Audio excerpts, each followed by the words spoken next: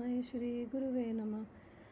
श्रीचैतन्यमनोभीष्टं स्थापितं येन भूतले स्वयं रूपा कदा मह्यं ददाति स्वपदान्तिकम्। ॐ नमो भगवते वासुदेवाय। ॐ नमो भगवते वासुदेवाय। ॐ नमो भगवते वासुदेवाय। नारायणं नमस्कृत्यं नरं चैव नरोत्तमं देवीं सरस्वतीं व्यासं ततो जयमुदीरयत्। शृण्वतां स्वकथा कृष्णा पुण्यश्रवणकीर्तना हृदयन्तस्थो हि अभद्राणि विधुनोति सुहृत्सतं। नष्टप्रायेषु अभद्रेषु नित्यं भागवतसेवया भगवती उत्तमश्लोके भक्तिर्भवति नैष्ठिकी। कृष्णाय वासुदेवाय देवकीनन्दनाय च नन्दगोपकुमाराय गोविन्दाय नमो नमः। मूकं करोति वाचालं पङ्गुं लङ्घयते गिरिं यत्कृपातमहं वन्दे श्रीगुरुदीनतारणं। नमो विष्णुपादाय कृष्णप्रेष्ठाय भूतले श्रीमते भक्तिवेदांत स्वामिनिति नामिने नमस्ते सरस्वती देव गौरवाणी प्रचारिणे निर्विशेष शून्यवादी पाश्चात्य देश तारिणे। जगतगुरु श्रील प्रभुपाद की जय। तो आज हम रीड कर रहे हैं श्रीमद् भागवतम। सेकेंड। हरे कृष्णा नेहा। तो हम रीड कर रहे हैं Shrimad Bhagavatam canto 1 chapter number 3 और श्लोक नंबर 30। तो श्लोक पढ़ते हैं, उसके बाद फिर मैं थोड़ा सा ओवरव्यू देती हूँ। एतद् रूपं भगवतो ह्य आरूपस्य चिदात्मना माया गुणैर्विरचितं महादादिभिरात्मनि। एतद् रूपं भगवतो ह्य रूपस्य चिदात्मना माया गुणैर्विरचितं महादादिभिरात्मनि। रिसाइट करेगा कोई वर्स?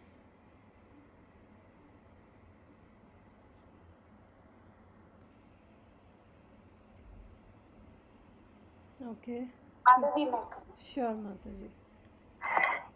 एताद्रूपं भगवतो य अरूपस्य चित् आत्मना माया गुणैर्विरचितं महादादिभिरात्मनि। थैंक यू माता जी। Thank you. तो इसका हम मीनिंग देखते हैं। एतद रूप भगवता, वो कह रहे हैं कि जितनी ये सब जो रूप हैं भगवान के, हेया रूपस्य चिदात्मना, जो भगवान हैं वो कह रहे हैं कि वो निश्चय ही अरूपस्य, यानी कि जिनका अरूपस्य यानी कि जिनका कोई अरूप का मतलब ये नहीं है कि जिनका कोई रूप नहीं होता। अरूप का मतलब है कि जिनका ऐसा रूप है कि उसको वर्ड्स में डिस्क्राइब करना मुश्किल है, या फिर प्रभुपाद लिख रहे हैं जिनका कोई भौतिक रूप नहीं है। तो उनका कैसा रूप है? चिदात्मना, चिद आत्मना, हम इसको डिस्कस करेंगे। और फिर आया माया गुणैर विरचितम। तो अभी जिस रूप की बात करेंगे वो भौतिक शक्ति और जो माया के गुणों से निर्मित है। महद आदि भी पदार्थ के अवयवों से आत्मनि, आत्मा में। इसको हम अभी डिस्कस करते हैं। तो ट्रांसलेशन पढ़ने के बाद इसको डिस्कशन करते हैं। The conception of Virat, universal form of Lord, as appearing in the material world is imaginary. It is to enable the less intelligent and neophytes to adjust the idea of the Lord's having form. But factually, the Lord has no material form. अनुवाद। भगवान के विराट रूप की धारणा जिसमें वह इस भौतिक जगत में प्रकट होते हैं काल्पनिक है। यह तो अल्पज्ञों तथा नव दीक्षितों को भगवान के रूप की धारणा में प्रवेश कराने के लिए है, लेकिन वस्तुतः भगवान का कोई भौतिक रूप नहीं होता। Hare Krishna. Just a second.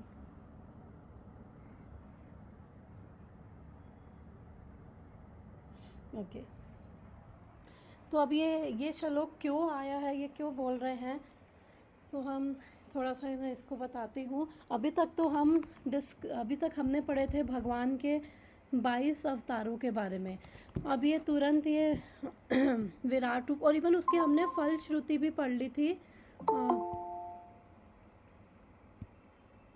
Okay, तो हमने उसकी फल श्रुति भी पढ़ ली थी। फल श्रुति यानी कि जो अवतारों की कथा को सुनेगा उसका क्या बेनिफिट होगा, वो अपने पापों से और ये दुखों से वो उसके दुख ख़त्म हो जाएंगे। तो मैं एक सेकंड प्रेजेंटेशन अपनी शेयर करती हूँ। तो ये कहाँ से आ रहा है? फर्स्ट चैप्टर में हमने देखा था कि 6 क्वेश्चंस पूछे थे सूत गोस्वामी से नैमिषारण्य में जो ऋषिगण इकट्ठे हुए थे उन्होंने। तो 4 जो फर्स्ट क्वेश्चंस हैं, जो 4 क्वेश्चंस हैं उनका आंसर्स हम फर्स्ट और सेकंड चैप्टर में पढ़ चुके हैं। और जो ये 5th क्वेश्चन उन्होंने पूछा था लीला अवतारों के बारे में, तो लीला अवतार फिर हमने पढ़े 22 लीला अवतार हैं। लीला अवतार नहीं, 22 अवतारों का वर्णन हमने पढ़ा है अभी श्रीमद् भागवतम में। फिर उसके बाद वर्स नंबर उसके बाद हमने पढ़ा था वर्स नंबर 28 में कि भगवान के तो असंख्य अवतार हैं। जैसे ओशन में जो लहरें आती हैं, अनगिनत लहरें आती हैं, उनको गिन नहीं सकते, उसी तरह भगवान के तो असंख्य अवतार हैं। और उनमें से कुछ एक का वर्णन हमने अभी ये श्रीमद् भागवतम के 3rd चैप्टर में पढ़ा था। बट भगवान के असंख्य अवतार है और हमने इसको डिस्कस भी किया था। फिर 3rd चैप्टर शुरू होता है। हमने जो 3rd चैप्टर अभी तक हमने पढ़ा था, फर्स्ट 5 जो श्लोक पढ़े थे उसमें आता है कि पुरुष अवतारों का वर्णन आता है कि कैसे वो क्रिएशन होती है। तो हमने 3 विष्णु के बारे में पढ़ा था, महाविष्णु के जो फीचर्स हैं, गर्भोदक्षाई विष्णु, कारणोदक्षाई विष्णु, क्षीरोदक्षाई विष्णु। फिर हमने 22 अवतारों का वर्णन पढ़ा 6 से लेकर 29 वर्स तक।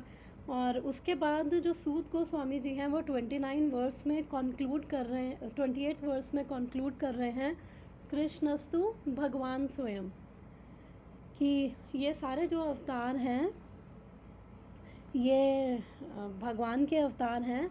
और उसमें हमने पढ़ा था एते चामसा कला पुंसा, कि या तो ये भगवान के अंश हैं या फिर ये सारे अवतार भगवान की कला हैं।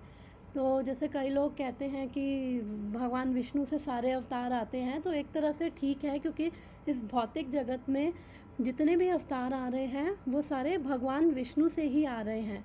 और अंश एते च अंश कला पुंसा, या तो वो अंश हैं भगवान के यानी कि भगवान के विस्तार हैं, या फिर कला है यानी कि विस्तार के विस्तार हैं। कला एक तरह से वो भी कहते हैं कि भगवान ने जिनको स्पेशल शक्ति दी है उनको एम्पावर किया है किसी स्पेशल पर्पस के लिए। जैसे परशुराम जी को उन्होंने एम्पावर किया था कि उन्होंने 21 बार पृथ्वी से जो क्षत्रिय भटक गए थे अपने पर्पस से, उन्होंने उनको साफ़ कर दिया था। फिर व्यास देव जी हैं, वो भी भगवान के शक्तावेशा अवतार हैं। उन्होंने ये सारा ज्ञान दिया। 4 कुमार भगवान के शक्तावेशा अवतार हैं। इवन तो जीव तत्व हैं, लेकिन भगवान ने उनको स्पेशल शक्ति दी स्पेशल कार्य करने के लिए। और फिर उसके बाद फिर हमने ये भी पढ़ा कि जितने भी अवतार वो सारे भौतिक संसार में विष्णु से आ रहे हैं, लेकिन फिर सेकेंड लाइन में बोला कृष्णस्तु भगवान स्वयं, लेकिन जो कृष्ण हैं वो स्वयं भगवान हैं। तो सूत गोस्वामी जी ने ये क्लियर कर दिया कि जो सारे अवतार हैं हरि के, उनमें से इवन भगवान कृष्ण का नाम और बलराम जी का नाम भी इन अवतारों में मेंशन था। क्यों? क्योंकि जो अवतार का मतलब होता है जो अवतरित हो रहे हैं, जो प्रकट हो रहे हैं आध्यात्मिक जगत से भौतिक जगत में, तो वो अवतार हैं। लेकिन कृष्णस्तु भगवान स्वयं, लेकिन कृष्ण क्या है? स्वयं भगवान है। भगवान एक है और फिर बाकी सब क्या हैं? उन्हीं के ही अवतार हैं। और फिर हमने पढ़ा था दुखा ग्राम्याद विमुच्यते, 29th वर्स में इन अवतारों को पढ़ने की फलश्रुति, जो मैंने अभी बताया कि हमने उस वर्स में पढ़ा था कि जो सुबह और शाम श्रद्धा और भक्ति से इन अवतारों की कथा करता है उसके वो अपने सारे दुखों से छूट जाता है। और ये क्या है, ये फलश्रुति बोला जाता है कि आप कुछ कर रहे हो तो उसका फल क्या मिलेगा आपको।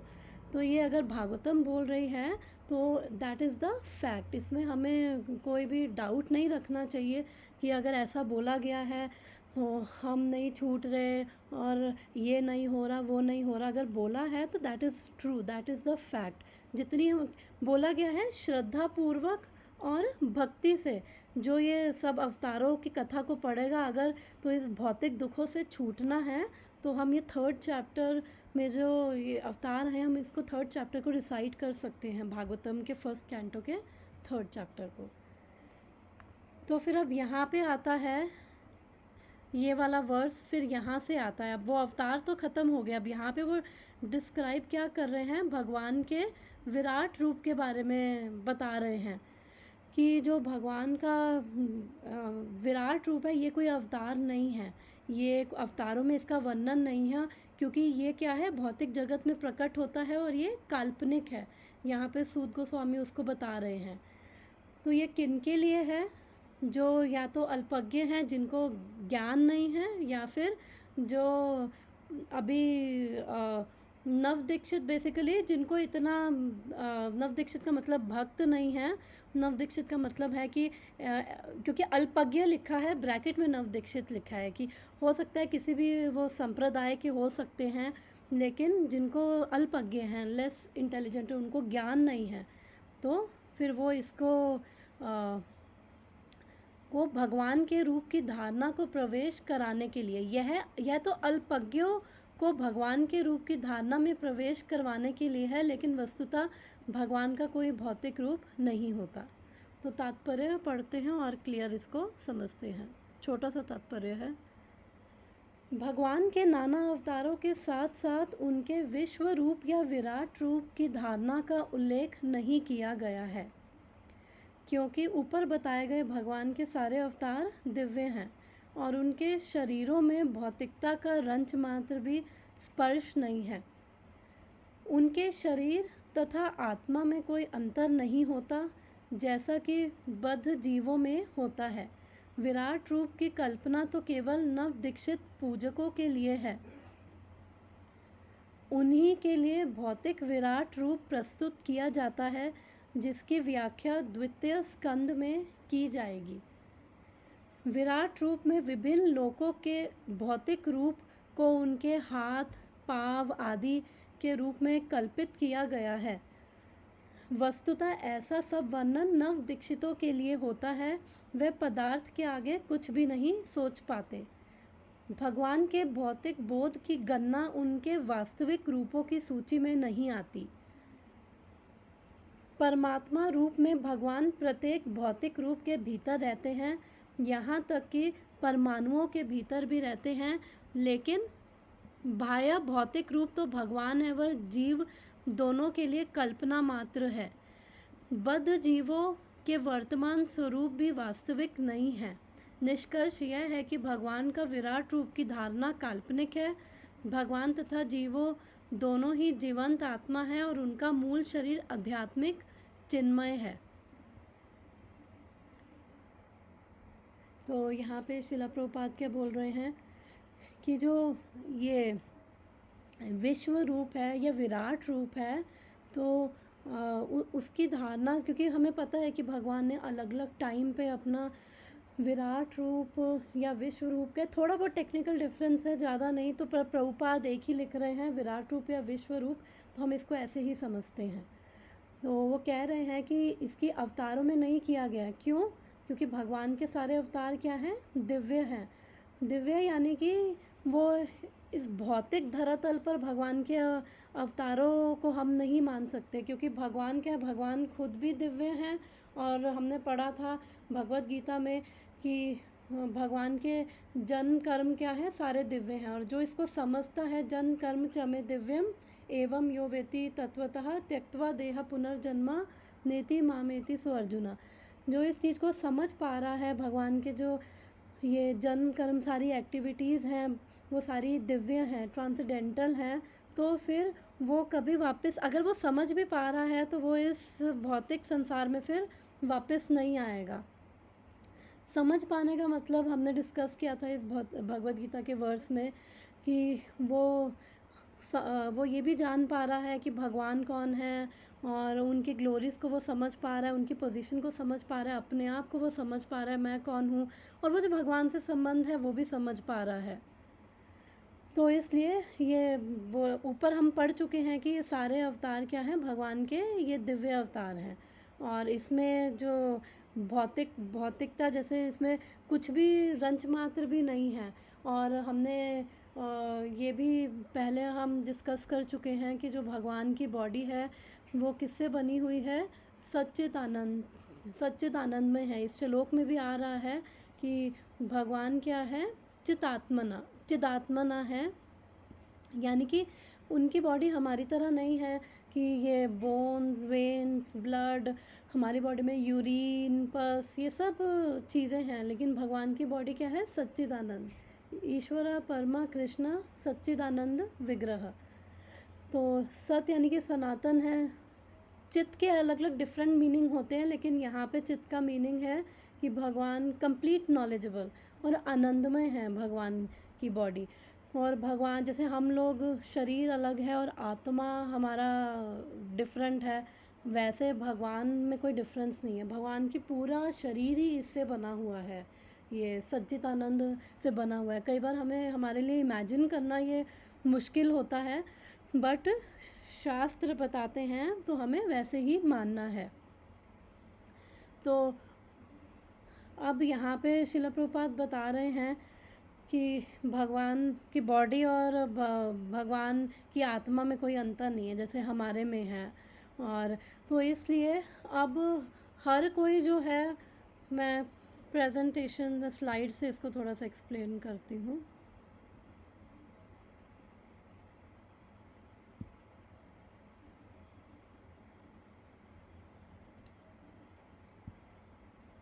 ओके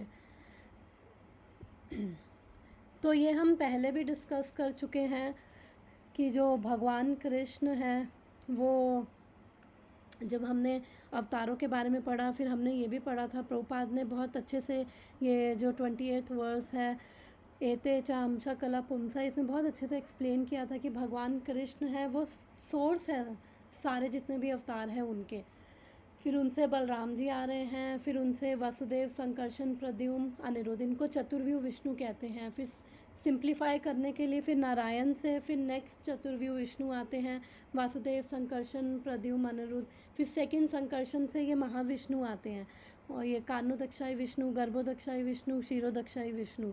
तो एक तरह से जो ये महाविष्णु भी हैं, तो वो भी क्या हैं, वो भी इनके विस्तार, उनके अवतार के, उनके अवतार के अवतार के अवतार के अवतार है महाविष्णु भी।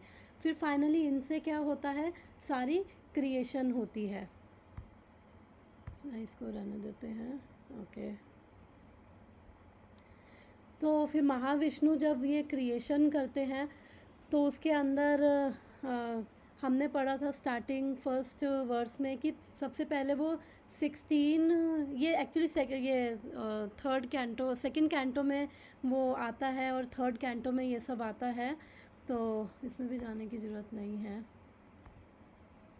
ओके तो ये कारणोदक्षाई विष्णु हैं, उनके शरीर रोम छिद्रों से ब्रह्मांड प्रकट होते हैं। फिर वहाँ पे ये गर्भोदक्षाई विष्णु हर एक ब्रह्मांड में जाते हैं, और उसके बाद उनकी एक्सपेंशन है क्षीरोदक्षाई विष्णु, वो हर एक कण में जाते हैं। अगर हम देखें तो यहाँ पे जो बात कर रहे हैं विराट रूप की, तो वो बोल रहे हैं कि ये नव दीक्षितों के लिए या फिर जो अल्पज्ञ उनके लिए है। तो जिनको भगवान का ये दिव्यता जिनको समझ नहीं आती है, जिनको भगवान का ये रूप और ये सब चीज़ें समझ नहीं आता है, फिर उनके लिए बहुत मुश्किल है। तो वो कैसे स्टार्ट करें, तो इसलिए ये जो विराट रूप है उसका एक्चुअली में एग्जाम्पल दे रखा है। तो सेकंड कैंटो में ये आता है। अब वो कहीं से स्टार्ट करे, क्योंकि सेकंड कैंटो में ये बोला गया है सेकंड कैंटो के फर्स्ट चैप्टर में कि जो अलग अलग ये upper planetary system, lower planetary system,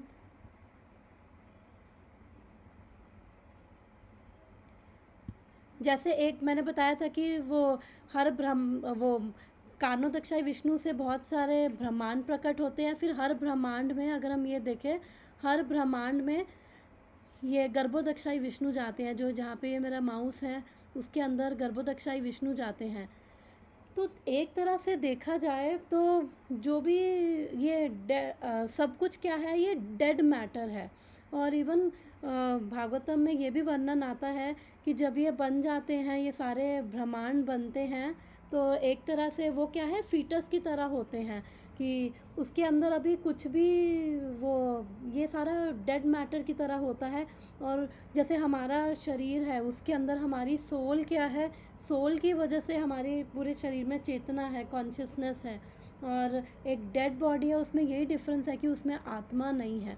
तो ऐसे ही जब ये ब्रह्मांड सारे प्रकट होते हैं, फिर गर्भोदक्षाई विष्णु जो ये हर ब्रह्मांड की ये सोल है। फिर क्षीरोदक्षाई विष्णु एक एक कण में प्रवेश करते हैं। तो जो ये एक ब्रह्मांड के अंदर जो 14 लोक हैं, तो इनको ऐसे कम बोला गया है कि ये सेकंड कैंटो में बोला गया है कि उनके जो घुटने हैं वो सुतल है, जैसे ये जो नीज है ये सुतल है। और उनकी जो ये थाइज है ये वितल है। ये लोअर प्लानिटरी सिस्टम है। 14 लोक है ना, तो उसमें से हमारा जो अर्थ है वो मिडल प्लानिटरी सिस्टम है। और फिर उसके नीचे जो प्लैनेट्स हैं वो सारे लोअर प्लानिटरी सिस्टम है, और उसके ऊपर जो है वो हायर प्लानिटरी सिस्टम है। तो इसलिए उनकी जो चेस्ट है वो स्वर्ग लोक है, उनकी गर्दन महर लोक है, और उनका जो मुख है वो जन लोक है। ऐसे ही उनका जो मस्तक है वो तप लोक है। तो इस तरह से और वर्णन किया गया है। और जितने भी जो ये देवी देवता हैं वो क्या हैं, उनकी बाजुएं हैं, और ये 10 दिशाएं हैं, उनके कान हैं, और जो भौतिक ध्वनि है उनकी सुनने की पावर है। और उस तरह से जो फिर ये भी बताया गया कि अश्विनी कुमार उनके एक तरह से नाक हैं, और ये सूर्य और जो चंद्र हैं उनकी आंखें हैं। तो उस वे में इमेजिन किया गया है कि जो ये भगवान का जो ये विश्व रूप को, विराट रूप को इमेजिन किया गया है। तो क्योंकि ये ऐसा नहीं है कि ये काल्पनिक इसलिए है बिकॉज़ ये टेम्परेरी है, क्योंकि भगवान अपने धाम में इस रूप में नहीं रहते हैं। ये तो केवल ये मटेरियल उसके भौतिक, ये सारे भौतिक उसको रिप्रेजेंट कर रहा है ना, भौतिक एलिमेंट्स को। तो इसलिए भगवान का जो विश्व रूप है वो भगवान टेम्परेरी उसको प्रकट करते हैं, फिर अप्रकट करते हैं। और ये सारे बिकॉज़ जो लोग हैं भगवान से रिलेट नहीं कर पाते। हम देखते कि कई लोग प्रकृति की पूजा करते हैं, पहाड़ों की पूजा करेंगे, पेड़ों की पूजा करेंगे, और अलग अलग नदियों की पूजा, अलग अलग चीज़ों की पूजा करेंगे। मेरे गुरु महाराज बता रहे थे कि चाइना में वो भगवान का कंसेप्ट नहीं है, तो इसलिए उनको फिर वो कैसे रिलेट करें, इस टाइप में अगर लोग कैसे रिलेट करें। तो जब वो इवन प्रकृति से भी रिलेट करते हैं, और उसको जैसे ये भी बोला गया है कि जो ये पहाड़ हैं उनकी बोन्स हैं, जो ये नदियाँ बह रही हैं उनकी वेन्स हैं, और इस तरह से आंखें उनकी सूर्य और चंद्र हैं।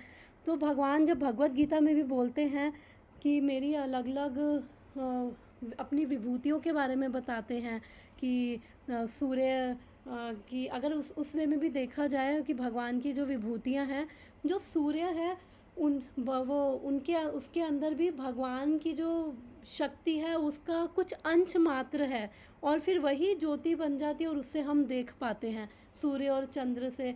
तो ऐसे अलग अलग जो चीज़ें हैं, अलग अलग विभूतियाँ हैं, एक तरह से वो भगवान ही उसके पीछे मेन सोर्स हैं। और अल्टीमेटली ये सारा जो क्रिएशन है वो उसके पीछे अगर देखा जाए तो वो भगवान ही है। तो अगर कोई नहीं रिलेट कर पा रहा भगवान से, वो इस रूप से जो बेसिकली जो बिल्कुल जिनको ज्ञान नहीं है, और ज्ञान क्यों नहीं है, क्योंकि वो भौतिकता में बहुत ज़्यादा वो अंदर एब्जॉर्ब हैं मटेरियल चीज़ों में, और वो रिलेट नहीं कर पाते हैं, वो इतना समझ नहीं पाते हैं। तो इस उस उनके लिए ये डिस्क्राइब किया कि आप एटलीस्ट कहीं से शुरू करो। अगर आप प्रकृति को भी अगर आप भगवान मानोगे, भगवान का रूप मानोगे, तो उस वे में भी धीरे धीरे आप आप उसको भी पूजा करोगे, आप उसको भी मानोगे, तो धीरे धीरे आपकी चेतना शुद्ध होगी, और धीरे धीरे फिर आप इसके बियॉन्ड जा पाओगे, आप मैटर के बियॉन्ड जा पाओगे। अदरवाइज़ क्या है कि जनरली लोग क्या होते हैं कि उनको समझ नहीं आता है इतनी चीज़ें कि ये क्या भगवान है, और हम उनके, अगर जिसको कुछ नहीं पता हम उसको सीधा ये बताएं कि भगवान है, हम भगवान के दास हैं, भगवान के अंश है, भगवान का ये रूप है, तो उसके लिए मुश्किल होगा।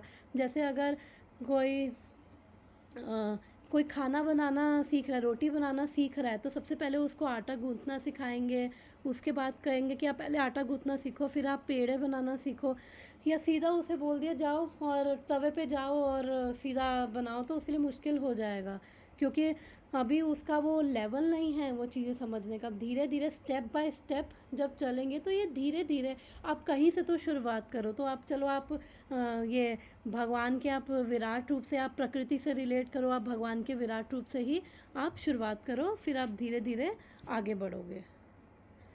तो फिर ये आ रहा है कि जो फिर ये बोला गया है, प्रभुपाद बोल रहे हैं कि जो ये विराट रूप या विश्व रूप है, वो क्या है, टेम्परेरी फॉर्म है, और devotees they are not eager to see. और जो ये विराट रूप है, भगवान ने एक्चुअली 3-4 बार 5 बार ही भगवान ने इसको दिखाया है विराट रूप को।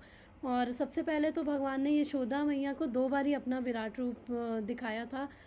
जब वो फर्स्ट टाइम था कि यशोदा मैया भगवान कृष्ण को फीड कर रही थी, फिर उसके बाद जब भगवान को यौन कर रहे थे, बासी आ रही थी भगवान को, तो जैसे ही भगवान ने मुंह खोला, तो उन्होंने देखा कि हर हर एक ब्रह्मांड, हर मूविंग नॉन मूविंग चीज़, सब चीज़ उन्होंने भगवान के मुंह में देखी, और इवन उन्होंने अपने आप को और स्वयं कृष्ण को भी उनके उसमें देखा।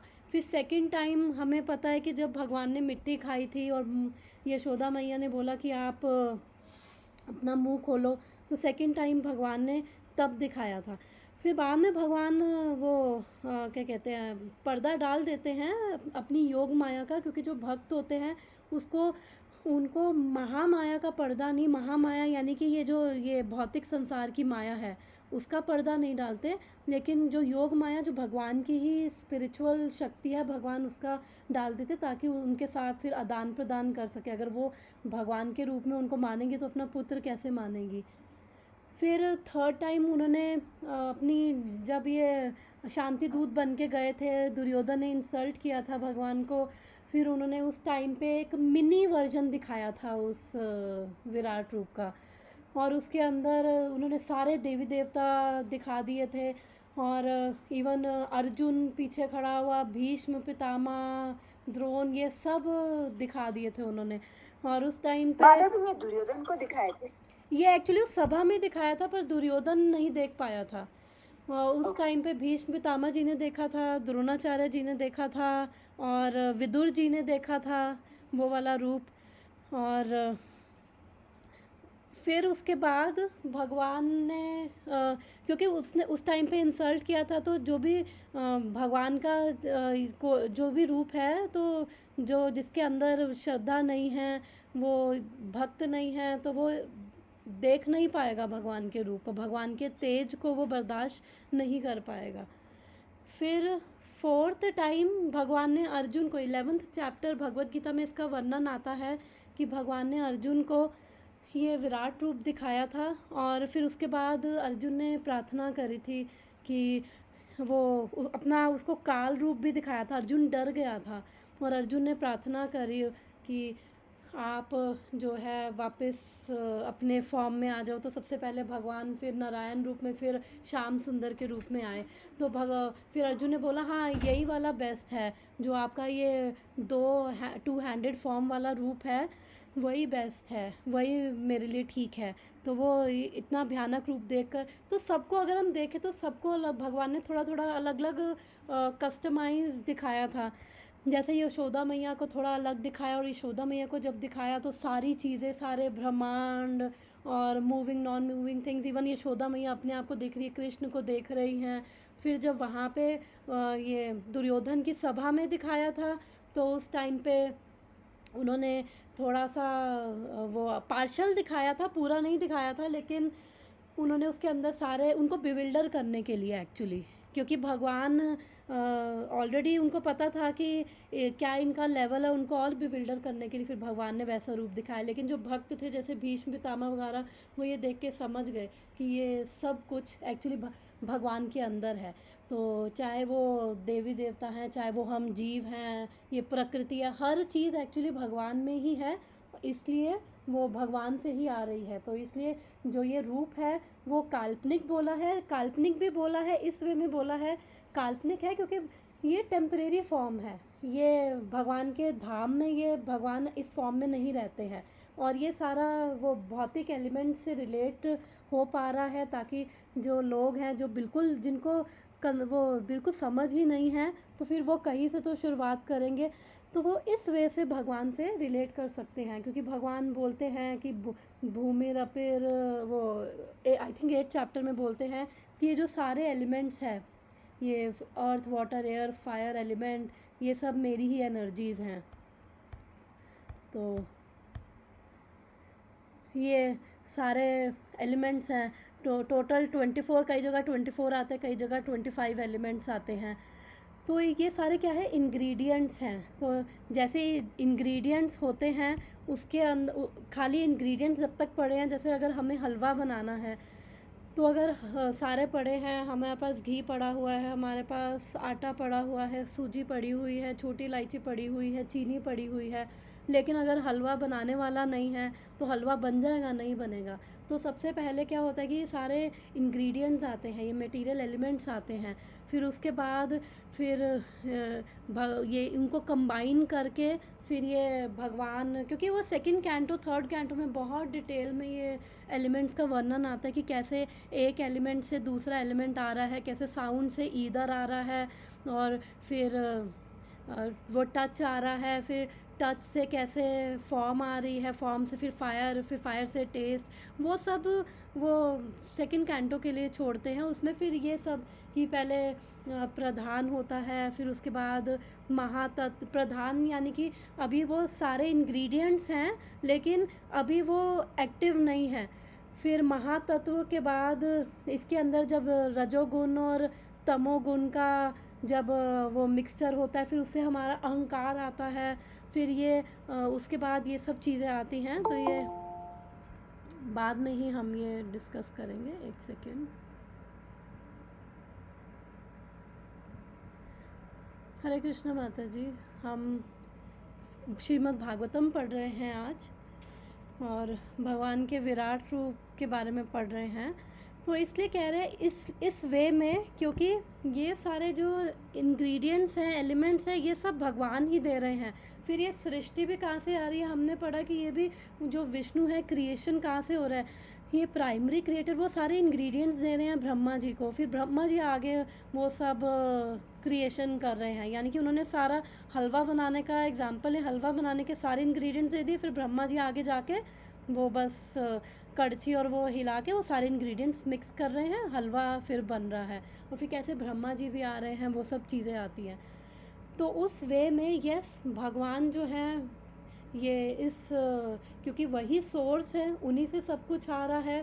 तो अगर ऐसे भी हम रिलेट करें, even 10th chapter Bhagavad Gita में भी वो अपनी विभूतियाँ गिनवाते हैं कि पेड़ों में मैं बैनियन ट्री हूँ, वेदों में मैं ये हूँ, और जो इंटेलिजेंट है उनकी इंटेलिजेंस मैं हूँ, स्ट्रेंथ मैं हूँ। इवन भगवान भगवद गीता में कहते हैं कि जो I am the taste of water. तो अगर हम भी देखें उस वे में कि हर चीज़ में हम भगवान को देख सकते हैं, बिकॉज़ हर चीज़ क्या है, भगवान की ही शक्ति है। और हर चीज़ भगवान, उसके अंदर सोल क्या, अगर ये बड़े लेवल पे भी देखें तो इस ब्रह्मांड की जो सोल है वो भगवान है। और अगर हम अलग अलग छोटी छोटी चीज़ों में भी देखें तो वो उस शक्ति की वजह से फिर वो ये सारी चीज़ें आ रही हैं। तो हर चीज़ के पीछे क्या है, भगवान है। तो ये प्रभुपाद यहाँ पे यही लिख रहे हैं कि उन्हीं के भौतिक विराट रूप, ये जो ये नव दीक्षितों के लिए विराट रूप की कल्पना तो नव दीक्षित पूजकों के लिए है, उन्हीं के लिए भौतिक विराट रूप प्रस्तुत किया जाता है, जिसकी व्याख्या द्वितीय स्कंद में की जाएगी। तो सेकंड कैंटो फर्स्ट चैप्टर में पूरा डिटेल एक्सप्लेनेशन आता है। तो ये हमने देखा कि जो विभिन्न जो लोक हैं, भगवान के हाथ हैं, पाँव हैं, उस वे में कल्पना की कर रखी है। ऊपर के लोग भगवान का ये हैं, नीचे के लोग ये हैं। और इवन इस वे में भी कि जो ब्राह्मण हैं वो भगवान के हेड है, और जो क्षत्रिय हैं भगवान की आर्म्स हैं, और जो वैश्य है भगवान का एब्डोमेन है, शूद्र हैं भगवान की लेग्स हैं। तो उस वे में भी वो वन आश्रम सिस्टम की भी कल्पना की गई है, क्योंकि वो भी भगवान बोलते हैं कि मैंने ही क्रिएट किया है, ताकि सबको मौका मिले, जो जिसका जो स्वभाव है, जिसकी जो प्रकृति है, अपनी प्रकृति के अनुसार जो कार्य कर रहा है, वो उसके अंदर वन आश्रम प्रॉपर सिस्टम दिया गया। प्रॉपर उस सिस्टम में रहकर आप अपने ड्यूटीज़ करो और धीरे धीरे आप अपने गोल यानी भगवान तक पहुँचो। और वन आश्रम सिस्टम का पर्पस भी भगवान को प्रसन्न करना है। तो प्रभुपाद बोल रहे हैं, ऐसा सब वर्णन नव दीक्षितों के लिए होता है, वे पदार्थ से आगे कुछ नहीं सोच पाते। वो इस मैटर से आगे वो they cannot conceive anything beyond matter. वो केवल इस इन्हीं चीज़ों को वो देखते हैं, और वो इन्हीं चीज़ों में है, भौतिक प्रकृति को भी देखेंगे, उनमें हैरान होंगे कि ये चीज़ कैसे हो रही है। और इसके बियॉन्ड वो सोच नहीं पाते, उनकी सोच इससे ज़्यादा है ही नहीं। तो इसलिए ताकि वो लोग भी रिलेट कर सके भगवान के साथ, तो इसलिए उनको भगवान ने अपना ये विराट रूप, ये टेम्परेरी है, प्रस्तुत किया। और पहाड़, ये जितनी भी प्रकृति है, पेड़ पौधे और नदियाँ और सब कुछ, आप उससे भी रिलेट करो, और धीरे धीरे उससे आप भगवान की अंडरस्टैंडिंग पे पहुँचो। The material conception of lord is not counted in the list of his factual forms. As परमात्मा और super soul, the lord is within each and every material form, even within the atoms, but the outward material form is but an imagination, both for the Lord and the living beings. तो ये जो फिर ये विराट रूप है, ये भौतिक है, ये काल्पनिक है, इमेजिनेशन है। तो वो कह रहे हैं क्योंकि भगवान तो हर एक, जब क्षीरोदक्षाई विष्णु जो गर्भोदक्षाई विष्णु से आते हैं, फिर वो हर एक जीव के हृदय में जाते हैं, केवल जीवों के हृदय में नहीं, जितने भी कण हैं, जो ये एटम्स हैं, न्यूट्रॉन्स, प्रोटॉन्स, हर एक के अंदर जा रहे हैं। और ब्रह्मा जी ये ब्रह्म संहिता में बोलते हैं, एकोप्यसौ रचयितं जगदान्धकोटिं यक्चक्तिरस्ति जगदान्धचय यदन्त अन्धन्तरस्तपरमाणुचयन्त्रस्थं गोविन्दमादिपुरुषं तमहं भजामि। तो यहाँ पे बोल रहे हैं, he enters into material nature and then into each and every universe as Garbhodakshayi Vishnu, and then as Kshirodakshayi Vishnu into all the elements including every atom of the matter. Such manifestations of cosmic creation are innumerable, both in universes and the individual atoms. तो मतलब भगवान हर एक चीज़ के अंदर enter कर रहे हैं। तो जो भी चीज़ है, जो भी ये सब हो रहा है हमारे, जो बिकॉज हम देखते हैं कि सबसे जो छोटा कण है, जैसे बोला गया ना, कण कण में भगवान है। तो यस, दैट इज़ ट्रू, क्योंकि वो एक तरह से ठीक है, वो परमात्मा रियलाइजेशन वाले जो लेवल के लोग हैं वो ये समझ पा रहे हैं कि कण कण में भगवान है। तो दैट इज़ ट्रू, बट उनकी अंडरस्टैंडिंग भी पूरी तरह से करेक्ट नहीं है। तो इसलिए वो बोलते हैं कण कण में भगवान है, हम में भी भगवान है, हम भी भगवान और तुम भी भगवान हो। तो दैट इज़ नॉट करेक्ट, हम भगवान कभी नहीं बन सकते। तो ये जो वो कह रहे हैं कि जो आउटवर्ड मटेरियल फॉर्म क्या है, इमेजिनेशन है, ये कल्पना है। इवन अगर हम अपनी भी बात करें तो जो ये शरीर है, जो आत्मा है, वो उसका क्या स्वरूप है? वो तो जैसे भगवान सच्चिदानंद है, हम लोग भी सच्चिद आनंद ही हैं। तो कभी हम इमेजिन कर सकते हैं कि हम भी एक्चुअली में सनातन हैं, हम भी कंप्लीट नॉलेजेबल हैं, हम भी आनंदमय हैं। तो वो हम फील नहीं करते हैं बिकॉज़ हम इस जब भौतिक संसार में आते हैं और फिर हम यहीं से हम अपने आप को आइडेंटिफाई करने लग जाते हैं फॉल्स ईगो के तहत, इग्नोरेंस के तहत। हम अपने आप को आई और माई आइडेंटिफाई करने लग जाते हैं हर चीज़ से, जो भी हमारे रोल्स हैं उसके साथ आइडेंटिफाई करना। तो वो इससे वो कह रही ये हमारा भी एक तरह से जो आउटवर्ड मटेरियल फॉर्म है, क्योंकि जो आत्मा है, आत्मा के ऊपर ये बॉडी क्या है, ये भी एक मटेरियल फॉर्म है हमारे लिए भी। और उस वे में एक स्लाइड थी मेरे पास, ये जैसे हमारी भी एक ग्रॉस बॉडी है और एक सटल बॉडी। ग्रॉस बॉडी यानी कि जो अभी ये दिख रही है, जो ये शरीर दिख रहा है, और सटल बॉडी यानी सूक्ष्म शरीर जो मन, बुद्धि और अहंकार से बना हुआ है, तो वो हमें नहीं नज़र आता है। ऐसे ही जो ये प्रकृति है वो क्या है, वो एक तरह से भगवान का ही रूप है। तो उसके अंदर भगवान क्या है, ये वो परमात्मा के रूप में है। तो एक तरह से वो इसकी आत्मा है, इस पूरे भौतिक संसार की आत्मा भगवान है। तो उस वे में भी हम रिलेट कर पाते हैं, जैसे हमारी भी आत्मा है, वो भी सच्चिदानंद है। तो क्यों है? क्योंकि हम भगवान के ही अंश हैं और भगवान भी सच्चिदानंद है, तो इसलिए हम भी उनके अंश हैं, तो हम भी वही हैं। लेकिन वो हमें फील नहीं होता है बिकॉज़ अभी हम यहाँ पे हैं, इग्नोरेंस में हैं, अविद्या में हैं, तो वो हमें फील करना फिर मुश्किल होता है। The present form of condition souls are not factual. The conclusion is that material conception of body of Lord as Virat is imaginary. Both the Lord and living beings are living spirits and have original spiritual bodies. तो हम सबका भगवान तो वो spiritual है ही, हम भी spiritual हैं, बट हमें अभी हम स्पिरिचुअल होके हम मटेरियल एक्सपीरियंसेस हम ले रहे हैं, क्योंकि अभी हमारे वो कवरिंग हो जाती है, अविद्या आ जाती है, फॉल्स ईगो आ जाती है, वो कवर कर देती है, तो इसलिए हम वो फील नहीं कर पाते। तो भगवान भी आनंदमय है, तो हम भी आनंदमय हैं, लेकिन हम उस आनंद को कैसे फील करेंगे? तो जब हम भक्ति करते हैं, क्योंकि भगवान क्या है, भगवान आनंदमय है। और अगर जैसे एक ओशन है, हम उसको ग्लास में नहीं भर पाएंगे, एक समुद्र को हम गिलास में नहीं भर पाएंगे, उसके लिए हमें उतना ही विशाल होना पड़ेगा।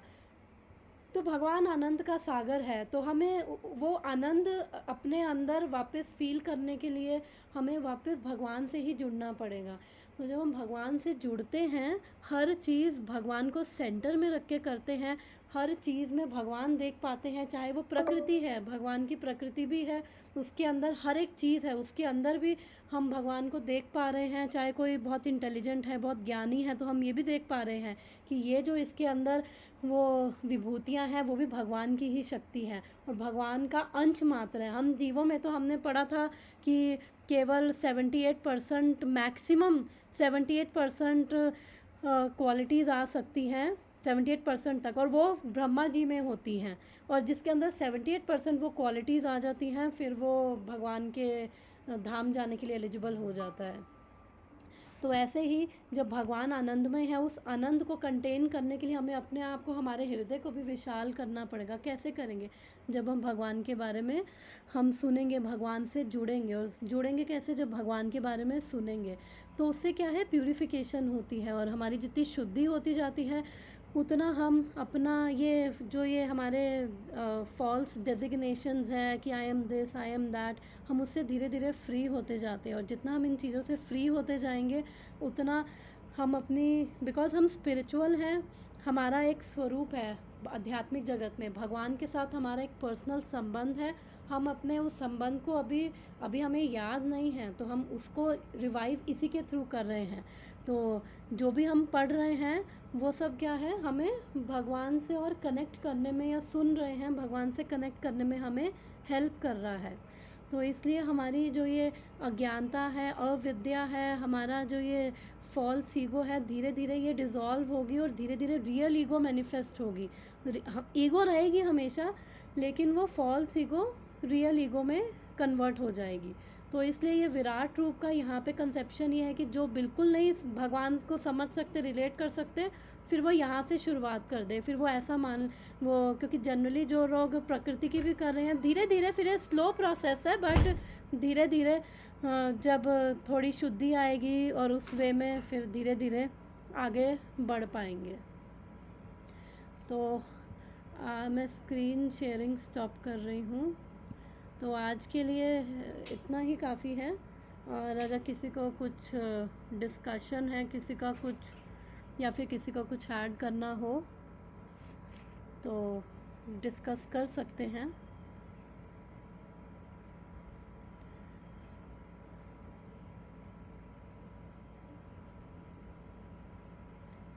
तो अब एक्चुअली आगे का अब ये जो वर्स नंबर 30 से लेकर 39 तक अब ये नेक्स्ट सेक्शन स्टार्ट हो गया है।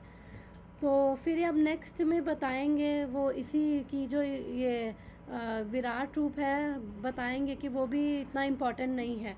अभी हमने पढ़ा तो है कि ये तो टेम्परेरी है, और लेकिन जो भक्त है वो कैसे देखते हैं, उनको इस विराट रूप की ज़रूरत नहीं है, क्योंकि जो भक्त हैं वो भगवान के सुंदर रूप से ऑलरेडी अटैच होते हैं। उनको पता है कि भगवान का दिव्य सुंदर रूप है, वो अर्चा विग्रह के रूप में भी भगवान की सेवा कर रहे हैं। और वो उनको पता है कि शास्त्रों से पता चलता है कि भगवान के कैसा रूप है और बहुत सुंदर है और भगवान के साथ संबंध है, तो वो ऑलरेडी उसके प्रति जागृत हैं। तो इसलिए ये जो विराट रूप की कल्पना है ये भक्तों के लिए नहीं है, ये उनके लिए है जिनको बिल्कुल ज्ञान नहीं है, जो बिल्कुल वो लो लेवल पर है, कॉन्शियसनेस उतनी है ही नहीं, जिनकी चेतना है ही नहीं समझने की। तो उनके लिए बेसिकली विराट रूप का वर्णन है। फिर आगे नेक्स्ट वर्सेस में वो और एग्जांपल देके अगले वर्स में समझाएंगे कि इसको भी वो ये भी बस टेम्परेरी है और भक्तों के लिए एक्चुअली में ये नहीं है, क्योंकि भक्तों को ऑलरेडी वो ज्ञान है, भक्तों को नॉलेज है, भक्त समझ पाते हैं भगवान के रूप को, भगवान की एक्टिविटीज़ को, और उनकी उससे शुद्धि हो रही है। तो जितना हम सुनते हैं, जैसे हमने लास्ट वर्स में भी पढ़ा था कि सुबह और शाम हमने पढ़ा था कि प्रातः और सुबह और शाम जो श्रद्धा पूर्वक भगवान के बारे में सुनता है, केवल सुनने मात्र से ही अंदर शुद्धि होती है और सारे दुखों से भी वो छूट जाएगा। तो इसलिए जो भगवान की जो कथा है वो सुनना इट्स वेरी इंपॉर्टेंट। जो भी भगवान की ग्लोरीज हैं तो वो सुनने मात्र से ही हमारे अंदर शुद्धि होती जाती है, क्योंकि जो हम सुन रहे हैं हम अपनी चेतना वैसी बना रहे हैं। जैसे अगर हम जितना ज़्यादा किसी चीज़ के बारे में हम सुनते हैं, हम उतना उस चीज़ के प्रति इंक्लाइंड होते हैं, उसके प्रति अटैच होते हैं। तो अभी हम क्या करें, अभी भगवान के बारे में पढ़ रहे हैं, सुन रहे हैं, भगवान का कीर्तन कर रहे हैं, तो उससे क्या होगा, हमारी इंक्लिनेशंस, हमारी डिज़ायर्स हमारी वैसी होने लग जाती है, हमारी फेथ स्ट्रांग हो जाती है। तो इसलिए भक्तों के लिए ये रूप जो है भक्तों को ज़रूरत नहीं है ये विराट रूप की, क्योंकि ऑलरेडी वो श्याम सुंदर जो रूप है, भगवान का सुंदर रूप है, वो उसको समझ पा रहे हैं, उसकी सेवा भी कर पा रहे हैं। तो फिर ठीक है, हम यहीं पे स्टॉप करते हैं और हम अब नेक्स्ट वीक भागवतम के लिए मिलेंगे और सुबह एज़ यूजुअल चैतन्य चरितमृत अपनी कंटिन्यू करेंगे। तो thank you so much everyone. वांछा कल्पतरुभ्यश्च कृपा सिंधु भयेव च पतितानां पावनेभ्यो वैष्णवेभ्यो नमो नमः। Thank you so much everyone. Hare Krishna. Hare Krishna. Hare Krishna. Hare Krishna.